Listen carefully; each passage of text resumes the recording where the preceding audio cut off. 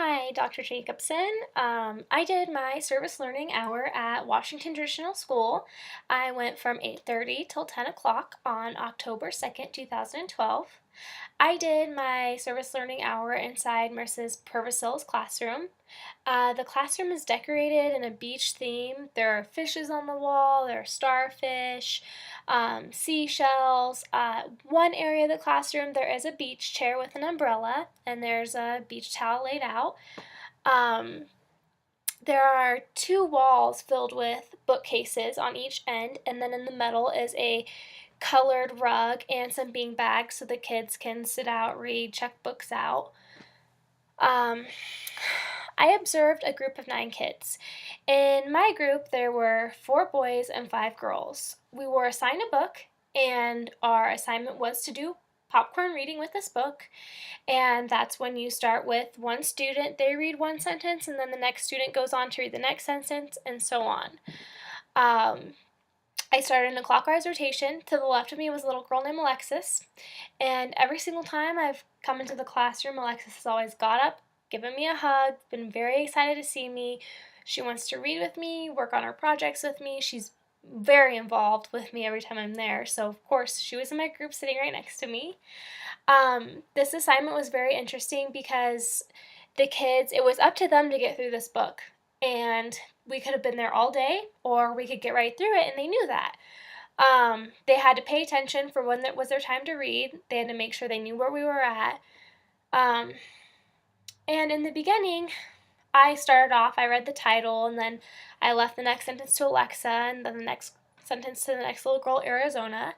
Um, I didn't have problems with the girls staying on top of their sentences, but when it got to the first little boy named Jacob, um, he wasn't even on the right page. He had no idea where we were at.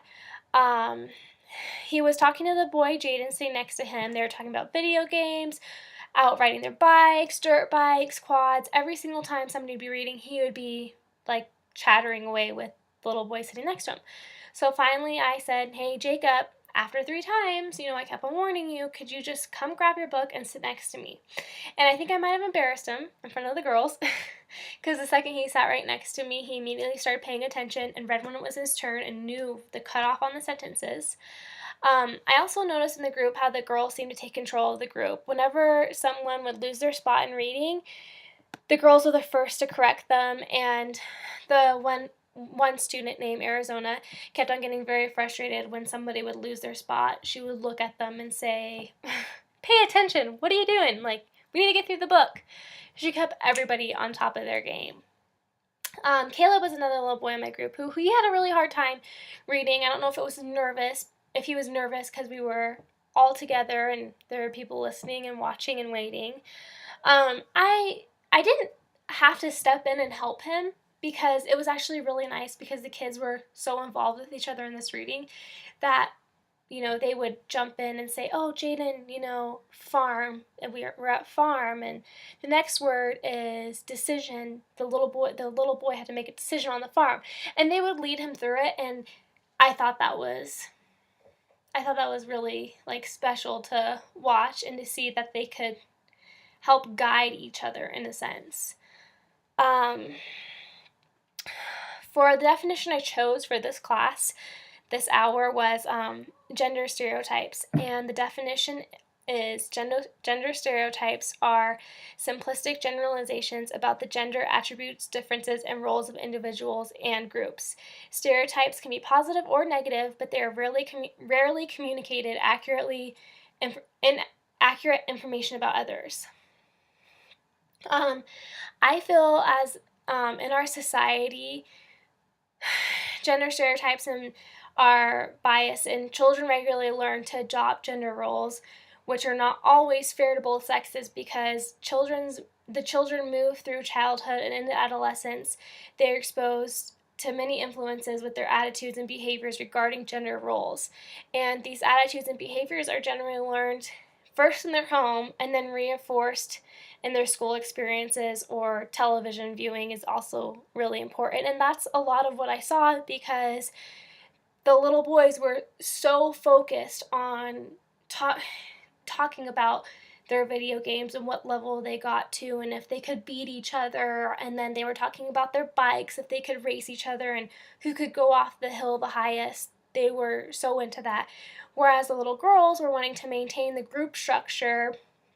They wanted to stay, it's almost like they were wanting to play teacher because of their corrections and staying on top of things. It was how I saw it. But I feel like we should be teaching our children to be kind, and we should strive to raise them to be caring towards one another regardless of their gender. Little girls shouldn't be getting frustrated with little boys. Little boys shouldn't be feeling embarrassed in front of little girls or shy to read a book or their sentences. We need to encourage more emotional growth, and not making that wide distinction between what a little girl should act like and what a little boy should act like. And I think that would make a huge difference inside and outside the classroom, and especially for the kids' learning experiences. So that was my time there. And needless to say, we did get through the book, and we did work on our separate assignment after that. But that was the main gender identities I saw within that time. So thank you.